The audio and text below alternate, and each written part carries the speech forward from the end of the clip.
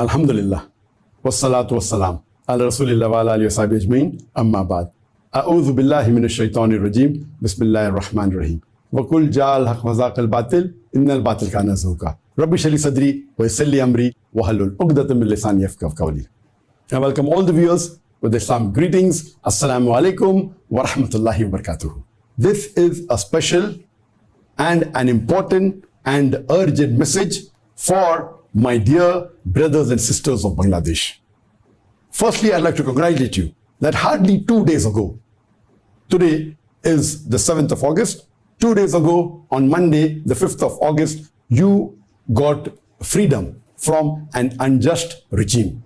And I'd given a message more than 2 weeks ago on the 20th of July, when I started receiving messages on my social media and the Bangladeshis around me started speaking about it. And as you may be aware that on my social media, the maximum following I have is from Bangladesh.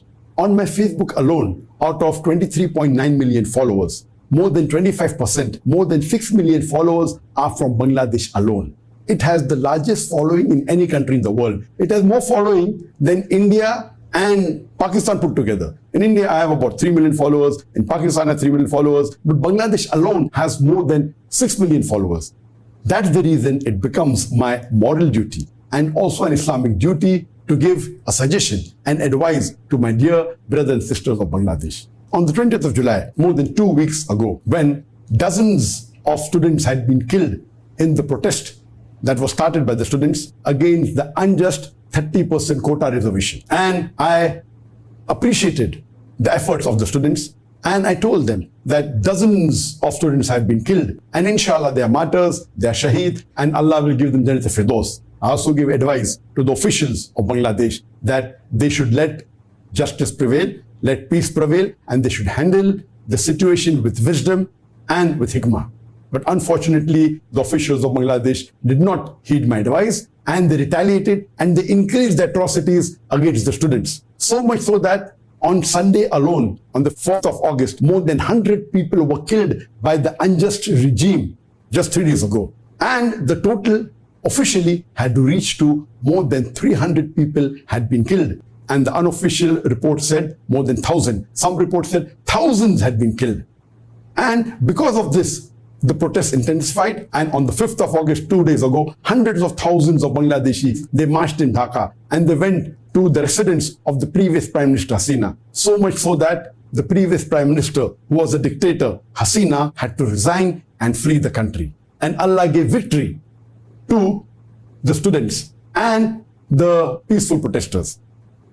And I would like to remind here that even after the freedom was achieved, yet we are receiving news that there is arson, there is vandalism, that the houses and the shops of the supporters of Hasina are being torched, they are being looted.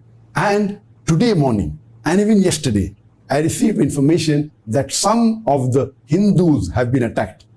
I also received information that a temple was attacked. I'm not aware how many Hindus have been attacked, but my request to my dear brothers and sisters, the Muslim brothers and sisters of Bangladesh, please do not attack any Hindu. Do not attack a single non-Muslim. Do not burn the houses of the Hindus or the non-Muslims. Please do not attack a single temple. Do not burn or attack any non-Muslim places of worship. We as Muslims, we should be an example to the world. And let not any Muslim misguide you that attacking a Hindu is good, or attacking a non-Muslim is good, attacking a place of worship is good. Please don't let any Muslim misguide you. And regarding the conditions, what should be done, whether attacking a place of worship is permitted or not, I've given a detailed answer on my video on Hagia Sophia. And there I've said that when there is a war, where a Muslim army goes and there is a war, and when there is a jihad, and at that time, depends upon the leader to make a decision. If that place of non-Muslim worship is creating a fitna, is misguiding the Muslims, then if they destroy, it's permitted. But generally, we have seen many occasions where the Khulafa Rashidin, where Hazrat Umar, may Allah be pleased with him, he told the Sahabas that don't attack the place of worship. It depends upon the situation. On the other extreme, if a non-Muslim has taken protection in a Muslim leadership or a Muslim regime, it becomes the duty of the Muslim leader and the Muslims to protect the lives of the non-Muslims. Not only protect their life, even protect their property. Today in Bangladesh, we don't have either of this situation. We don't have a war taking place. Neither do we have a non-Muslim taking protection in the Muslim regime. But my advice to my dear Muslim brothers and sisters of Bangladesh, my advice to you in this situation is see to it that you do not attack a single Hindu, a single non-Muslim. Do not burn the house of a single Hindu or a single non-Muslim. See to it you do not attack a single temple.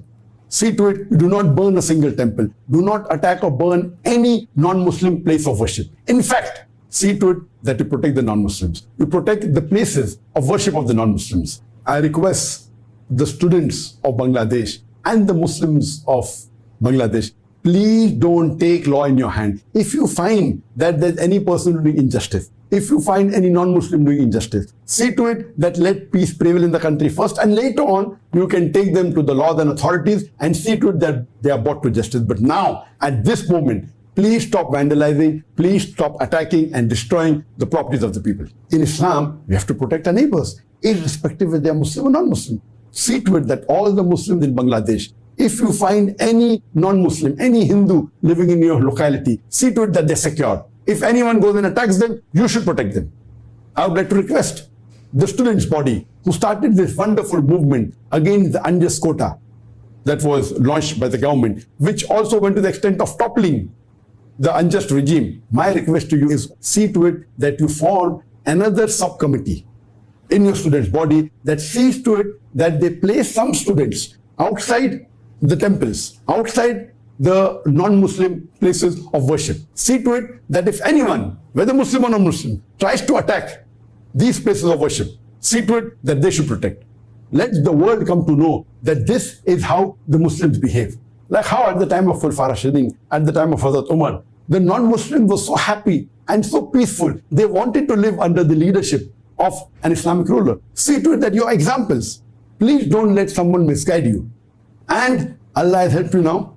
I would like to congratulate the students, the youth of Bangladesh, that because of you, now there is freedom for all the Bangladeshis against the unjust previous regime, against the previous dictator Prime Minister Hasina. Allah has helped you, but let me remind you, what you have got is only victory in the first stage of the battle, that the previous regime has been toppled.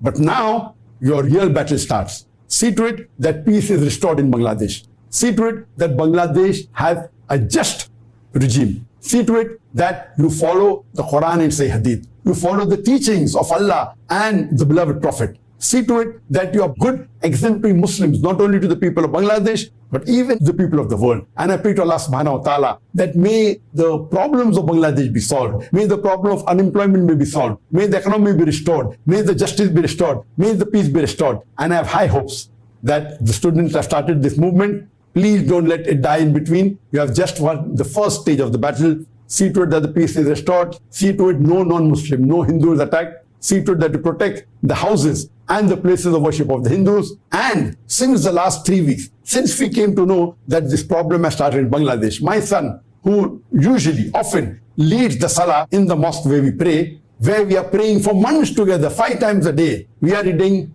the qunut in every salah and praying for our brothers and sisters in Palestine. Since the last 3 weeks, my son has even started including Bangladesh and the people of Bangladesh in the prayers. And inshallah, peace will be restored. And I pray that Allah subhanahu wa ta'ala helps all my brothers and sisters in Bangladesh. Wa akhiru da'wana alhamdulillahi rabbil alamin.